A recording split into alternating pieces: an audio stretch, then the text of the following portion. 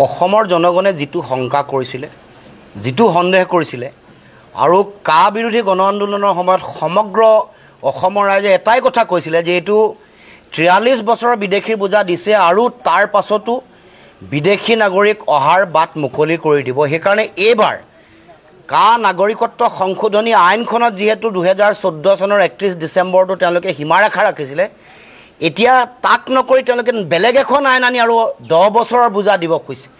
53 বছৰ অবৈধ বিদেশীৰ বোজা অসমক জাপি দি অসমৰ ভৱিষ্যত নিশেষ কৰিবৰ কাৰণে দিল্লীয়ে ষড়যন্ত্ৰ ৰচনা কৰিছে।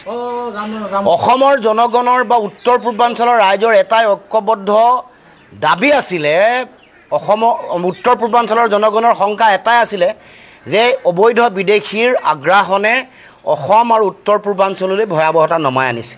কাৰণ আটাইতকৈ বেছি ভাৰত বাংলাদেশ সীমান্ত, আটাইতকৈ সীমান্ত বেছিকৈ আছে উত্তৰ পূৰ্বাঞ্চলত। গতিকে নিৰ্বিঘ্নে ইয়ালৈ অবৈধ বিদেশী আহিব পাৰে, সীমান্ত খোলা আছে। তাৰ পাছতো অসম আৰু উত্তৰ পূৰ্বাঞ্চলৰ ৰাইজৰ আৱেগ, ৰাইজে কৰা গণ আন্দোলনক ভেঙুচালি দেখুৱাই গাৰ জোৰেৰে বলপূৰ্বকভাৱে সেইটো সময়ত কা আইনখন জাপি দিলে আজি আকৌ 10 বছৰৰ বোজা অসমক জাপি দিব খুজিছে। তাৰ মানে তেওঁলোকে অসমৰ ভৱিষ্যত ধ্বংস কৰিবৰ কাৰণে অসমৰ খিলঞ্জীয়া থলগিৰি ভূমিপুত্ৰ মানুহক ৰাজনৈতিকভাৱে নিশেষ কৰিবৰ কাৰণে ষড়যন্ত্ৰৰ কূটকৌশল ৰচনা কৰিছে। এই লক্ষ্য ৰাজনৈতিকভাৱে নিশেষ কৰা, এই লক্ষ্য ভাষিক, সাংস্কৃতিক আৰু অৰ্থনৈতিকভাৱে অসমৰ সমাজ আৰু অসমৰ জাতীয় জীৱনক বিপন্ন কৰিবৰ কাৰণে দিল্লীয়ে এই ষড়যন্ত্ৰৰ কূটকৌশল ৰচনা কৰিছে। কাৰণ অসমৰ ৰাইজে অতদিনে এনেকুৱা ধৰণৰ চিন্তাৰ বিৰুদ্ধে সংগ্ৰাম কৰি আহিছে। অসমৰ লগত দীঘলীয়া সংগ্ৰামী পৰিক্ৰমা জড়িত হৈ আছে। ভাষা কাঢ়ি নিওঁতে, মাধ্যম কাঢ়ি লৈ যাওঁতে, অবৈধ বিদেশীৰ আগ্ৰাসনৰ সময়ত, কা বিৰোধী গণ আন্দোলনৰ সময়ত, সহস্ৰ সংগ্ৰামৰ বেলিকা সকলো সময়তে অসমৰ ৰাইজে অসমত কৰা অন্যায় এইবোৰৰ বিৰুদ্ধে শক্তিশালী ৰূপত প্ৰতিবাদ আৰু সংগ্ৰাম কৰি আহিছে। আৰু সেইকাৰণে দিল্লীয়ে এই সংগ্ৰামী ধাৰাটোক সৰ্বকালৰ কাৰণে নিশেষ কৰি ৰাজনৈতিক, সামাজিক, ভাষিক, সাংস্কৃতিকভাৱে জাতিটোক নিশেষ কৰিবৰ কাৰণে এই ষড়যন্ত্ৰ, কুটিল ষড়যন্ত্ৰ আশ্ৰয় লৈছে। অসমৰ ৰাইজে কা মনা নাছিলে, আজিও নাই মনা, ভৱিষ্যতে কা বা এনেকুৱা ধৰণৰ জাতিধ্বংসী আইনৰ যোগেদি বিদেশীৰ বোজা জাপি দিব খোজা যি তেওঁলোকৰ লক্ষ্য আৰু ষড়যন্ত্ৰ, এই ষড়যন্ত্ৰক কোনো কাৰণতে কেতিয়াও মানি নলয়। ইয়াৰ বিৰুদ্ধে সংগ্ৰাম কৰিব লাগিব আৰু এনেকুৱা ধৰণৰ ষড়যন্ত্ৰ মষিমূৰ কৰিব লাগিব।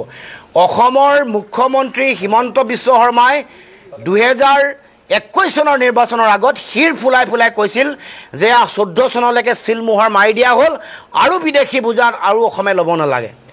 আমি তেতিয়াই কৈছিলোঁ যে এইখন আইনৰ যোগেদি বাটটো মুকলি হৈ আছে। 43 বছৰৰ অতিৰিক্ত বিদেশীৰ বোজা এতিয়া আৰু 10 বছৰ যোগ কৰি 53 বছৰৰ বিদেশীৰ বোজা জাপি দিবলৈ উঠি পৰি লাগিছে। গতিকে এই আইন অসমত প্ৰযোজ্য নকৰিবৰ কাৰণে কেন্দ্ৰ চৰকাৰক আমি দাবী উত্থাপন কৰিছোঁ, সকিয়নি জনাইছোঁ। অসম কেন্দ্ৰ চৰকাৰৰ এখন অংগৰাজ্য। অসমক যদি দিল্লীৰ তেওঁলোকে বা ভাৰতৰ অংগ বুলি ভাবে, ভাৰতবৰ্ষৰ আন নাগৰিকৰ দৰে ইয়াৰ যিসকল পুৰণা বাসিন্দা, ইয়াৰ যিসকল স্থানীয় বাসিন্দা, তেওঁলোকৰ যদি ভৱিষ্যত সুৰক্ষিত কৰি ৰখাটো বিচাৰে, কা আইনেই হওক বা অতিৰিক্ত 10 বছৰৰ যোগেদি 53 বছৰ সম্পূৰ্ণ যিটো বিদেশী বোজা জাপি দিব খুজিছে, এইবোৰ অসমত যাতে বলবৎ নহয় তাৰ কাৰণে দিল্লীয়ে ব্যৱস্থা গ্ৰহণ কৰিব লাগিব। যিহেতু আপোনালোকে না, আমাৰ স্থিতি স্পষ্ট। আমি এই আইন, কা আইনক মনা নাছিলোঁ, আজিও নাই মনা, ভৱিষ্যতেও নেমানো কোনো কাৰণতে। আৰু আমাৰ যি বিৰোধ, আমাৰ যি সংগ্ৰাম, এই সংগ্ৰাম অব্যাহত থাকিব। আগন্তুক দিনসমূহত আমি ৰাজনৈতিকভাৱে এই বিষয়টো কেনেকৈ লৈ যাওঁ, অহা কাইলৈ আমাৰ সকলো বিৰোধী ৰাজনৈতিক দলৰ আমাৰ সংগ্ৰামী কাৰ্যসূচী আছে গুৱাহাটীৰ চচলত 11 বজাৰ পৰা। তাতো এই বিষয়টোৱে ঠাই পাব আৰু এই বিষয়টোক লৈ প্ৰতিবাদ কাইলৈৰ পৰা আৰম্ভ হ'ব। মুখ্যমন্ত্ৰীয়ে কৈছে চিন্তা কৰিব নালাগে, কৈছে মুখ্যমন্ত্ৰীয়ে আগতেও কৈছিলে। মুখ্যমন্ত্ৰীয়ে কি কৈছিলে? মুখ্যমন্ত্ৰীয়ে 2014 চনৰ পৰা পিছত আৰু নেবাহে আৰু এইটো একদম মাৰি দিছোঁ চিলমোহৰ এনেকৈ কৈছিলে। এইটোৱেতো আছিলে যোৱাবাৰ নিৰ্বাচনবোৰৰ ভাষণত কি আছিলে যে আৰু 2014 চনতকৈ নেবাহে। এতিয়া মুখ্যমন্ত্ৰীৰ কথাৰ যে কোনো গুৰুত্ব নাই, নিৰ্বাচন আহিলে মানুহক ভুল যোৱাবৰ কাৰণে এইবোৰ কথা কয়, তাৰপিছত আকৌ 10 বছৰ অতিৰিক্ত বিদেশী বোজা জাপি দিয়ে। এতিয়া 53 বছৰ বিদেশীৰ অতিৰিক্ত বোজা অসমে ল'ব লাগিব, য'ত দেশত 51 চনত বিদেশী কাট অফ ইয়েৰ, এতিয়া 2024 চনৰ 31 ডিচেম্বৰ অসমত বিদেশী কাট অফ ইয়েৰ।